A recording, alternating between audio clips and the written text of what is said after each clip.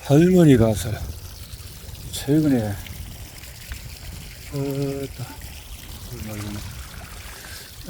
최근에 두 종류의 거래, 검거래와 절세 거래가 폐기한다는 사실을 밝혀졌다. 검거래는 마지막으로 새끼를 낳고 40년도 더 지난 105살까지 살았다. 따라서 인간의 생식이 유별나게 비효율적이고 종종 여러가지 측면에서 유별나게 치명적이긴 하지만 적어도 배경면에서는 우리만 그런 것은 아니다. 생식노화로 불리는 배경은 여성의 일생에서 월경이 끝나는 더는 생식할 수 없는 단계를 일컫는다. 일부 고래도 배경을 겪는 듯 하지만은 대다수 암컷 부위는 늙어서도 최후까지 계속 번식한다. 암컷이 아무리 늙어서도 번식을 중단하면 자신의 유전자를 전달할 기회가 감소할 테니 배경은 자연 선택의 일반적인 작동 공식과 모순이 된다.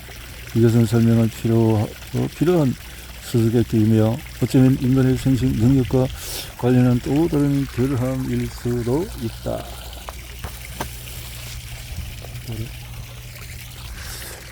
그럼에도 진화가 우리 인간에게 배경을 남긴 것을 보면 배경은 노년에 생식을 전달하는 여성에게 또는 그녀의 자식에게 이점이 있을지도 모른다. 하지만 어떤 이점이 있을까? 한 가지 가설은 생식의 부담에서 벗어난 늙은 여성이 자녀와 손자에게 더 적극적으로 투자하기 시작하고 그러므로 단순히 자녀를 더 많이 낳을 때에 비해서 자신의 유전자를 더 많이 전파할 수 있다는 것이다.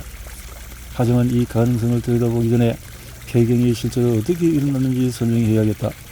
폐경은 최근 인간 수명의 증가로 인한 독특한 부산물에 지나지 않는다는 얘기를 들은 적이 있다. 현대 이전에는 인간의 기대 수명이 34세에 불과하여 여성이 폐경될 때까지 살지 못하기 때문에 70, 80, 90대까지 사는 것이 예사가 된 지금에야 폐경이 나타나기 시작했다는 것이다.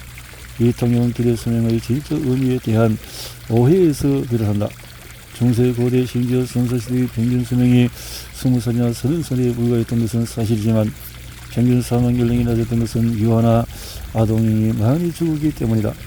따라서 선사시대에 태어난 사람들 중에서 대부분이 생식 연령에 도달하지 못했지만은 그때까지 살아남은 사람들 상당수는 오늘날의 기준에 비추어 꽤 오랜 삶을 누렸다. 실질되게 일단 중년기까지 살아남았으면 현대 의술로 증가되는 수명은 15년 가량 불과하다. 더 큰 차이는 70년에 나타나며 평균 수명이 부쩍 달라진 것은 이 때문이다. 요점은 여성이 폐경을 경험할 만큼 오래 산 지는 수십만 년이 되었다는 것이다. 폐경은 최근의 사건이 아니므로 이후 통념은 사실이 아니다. 얼마 전까지만 해도 사람들은 여성의 나운스에 들어온 난포가 바닥이 나면 폐경이 된다고 생각했다. 자우난스의 20만 개쯤이 여성은 갖고 태어나는데 난포 하나에 난자 하나가 들어있다. 난자는 여성이 별 시절 때의 성숙 과정이 중단된 상태이다. 그러다가 매달 10에서 15기 난포가 무작위로 선정돼서 난자 성숙이 단거리 달리기처럼 재개된다.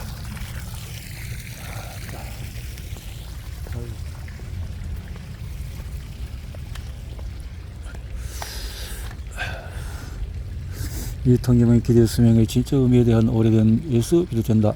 중세 고대 심지어 선사시대의 평균 수명이 20살이나 30살에 불과했던 것은 사실이지만 평균 사망 연령이 낮았던 것은 유아나 아동이 많이 죽었기 때문이다.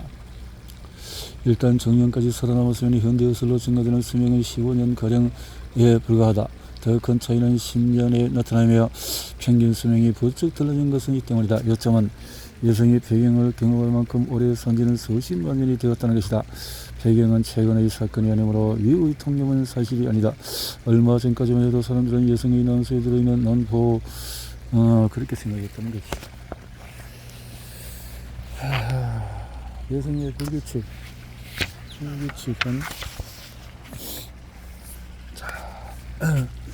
난포를 다 써버려서 폐경이 일어나는 것이 아니라면 무엇 때문에 일어날까? 그것은 난포에서 에스트로겐과 프로게스테론을 더 만들지 않기 때문이다. 난포가 많이 남아있어도 무용지물이 되는 것이다. 호르몬을 만들지 않기 때문에 성숙이 중단된다. 폐경 관련 증상은 이런 호르몬 수치 감소로 인해서 일어나며 따라서 호르몬 대체 여부로 치료할 수 있다. 그러나 폐경 자체를 막을 수는 없다. 40대 후반이나 50대 초반의 어느 즈음의 난소가 호르몬 신호에 반응하지 못하고 제 호르몬의 분비도 그만둔 채 말 그대로 포기하는 것이 폐경이다. 폐경의 정확한 메커니즘은 각 난부 안에서 난자를 둘러싼 세포들의 DNA 복구 효소가 시간이 지남에 따라서 발현이 점차 감소하는 것이 뜻하다. 이 복구 효소의 작용이 없으면 DNA 손상과 돌연변이가 누적화되어 노화 과정이 앞당겨지며 세포는 결국 노화라는 상태에 진입한다. 그렇다고 해서 죽는 것이 아니다. 난포 세포의 정상적인 분열 및 재생 과정이 중단될 뿐이다. 난소는 일종의 혼수에 빠진다. 버젓이 살아있으나 영원히 잠드는 것이다. 이것은 피부가 탄력성을 잃거나 뼈가 약해지는 것과 같은 정상적이고 불가피한 노화 과정으로 들릴지도 모르지만 실제로는 그렇지가 않다. 폐경을 비롯한 노화 과정은 조직이 필연적인 손상을 복구하기 위해서 할 수 있는데도 단백질 DNA 손상이 누적된 결과이다. 결국 시간이 승자이다. 복구 메커니즘 자체가 손상돼서 죽음을 재촉하는 노화의 태엽에 들어가기 시작한다. 하지만 난소의 난포에서는 DNA 복구 효소의 유전자가 단순히 꺼졌을 뿐이다. 난포에서 일어나는 노화는 느리고 누적적이지 않다. 정해진 때에 갑작스럽게 일어난다. 이것은 폐경의 진화적인 목적으로 우리를 이끈다. 노년의 난소의 DNA 복구 메커니즘을 끄는 돌연변이가 생길 수 있다는 것은 쉽게 상상할 수 있지만 자연 선택은 왜 이 돌연변이를 없애지 않고 선호했을까? 늙은 동물이 스스로의 번식을 중단하고 자신의 자녀의 양육을 돕는다면 틀림없이 그 손자는 그로부터 이익을 얻어서 번성하고 성공할 가능성이 커질 것이다. 어디일 것이다.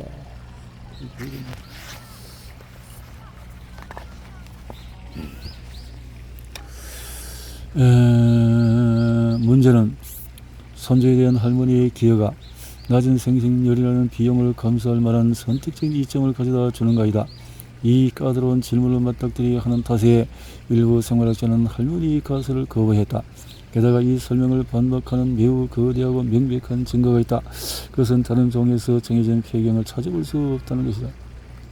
조부모의 투자가 그토록 대단하다면 인간뿐만 아니라 여러 사회적인 종에서 그 유익을 감정할 수 있어야 마땅하지만 그 중에 어느 동물도 폐경을 하지 않는다. 할머니 가설이가 유전적으로 인간에게 적용되는 이유에 대한 설명은 사회적인 집단 구조가 예나 지금이나 무척 독특하다는 것이다. 모든 영역에서 보듯이 우리의 조상들은 지난 700만 년 동안에 매우 유동적이고 사회 구조가 정교한 소규모의 긴밀한 공동체에 이루어 살았다. 여러 사람족 흥미롭고 해부학적으로 특징으로 보건대 그 기간에 다른 생활 양식들에 대한 실험도 널리 이루어졌을 것이다. 우리의 옛 조상들은 점차 똑똑해지고 사회적으로 세련되어지면서 이미 복잡하던 영장류의 생활 양식을 더 복잡하게 다듬기 시작했다. 연장 제작, 체계적인 사냥, 공동 육아는 살아남는 일의 효율성을 부쩍 끌어올리며 일부 개인에게 통험과 혁신의 자유를 선사했다. 머지않아 초기 인류는 보금자리를 짓고 복잡한 연장을 만들고 주위의 동식물을 다스림으로써 자신의 세상을 재구성했다. 사람들은 서로 기술을 가르치고 집단 구성원 간의 노동 분업을 실시하기 시작했다. 이런 공동체적인 삶의 환경에서 할머니 효과가 진화할 적절한 여건이 조성되었을지도 모른다. 매우 사회적인 집단에서는 구성원마다 나름의 임무가 있다. 할 일이 무척 많다. 여느 때든 누군가는 사명을 하고 누군가는 채집을 하고 누군가는 집을 짓고 누군가는 보직자의 경쟁자를 감시하고 누군가는 연장을 만들고 누군가는 아이를 돌본다. 그러나 개인들이 단순히 함께 산다고 해서 서로 경쟁하지 않는다는 뜻이 아니다. 선적은 집단이 다른 집단과 경쟁하는 데만 유리하지만 집단 안에서도 경쟁을 찾아볼 수가 있다. 결국 자연 선택이 작용하는 것은 개체의 성공이나 실패를 통해서이다.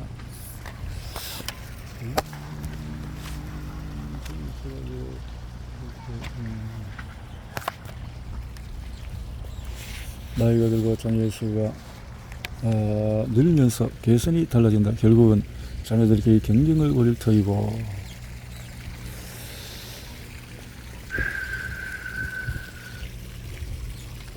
쇠약해지면서 나의 자연을 돌보기도 힘들어지고 이것이 할머니 가설의 골자다. 너무 말끔해 보이긴 하지만 이 가설은 일반적인 문화적인 경험에 들어맞으며 노동분업이 이루어지는 공동체적인 삶, 높은 영아율, 사망률, 모성 사망률 등등등 이렇게 오래돼서 배경이 일으키는 자연 발생적인 자연 변이에 보상했을지 모른다. 고래로 들어가 보자. 연구자들은 브리티시컬 콜롬비아 앞바다에서 살아가는 범고래의 움직임과 행동을 자세히 들여다보기 위해서 수천 시간 분량의 동영상을 배열해서 35년에 걸친 자료를 분석했다. 범고래 사냥할 때에 늙은 비행기 암컷이 종종 무리를 이끈다는 것이다. 실제로 사냥 집단은 늙은 가모장과 그녀의 아들들로 이루어진 경우가 많다. 성체 수컷 범고래는 아이들을 비롯한 어떤 고래보다도 어미와 함께 사냥하고 먹이를 찾는 데 훨씬 더 많은 시간을 보낸다.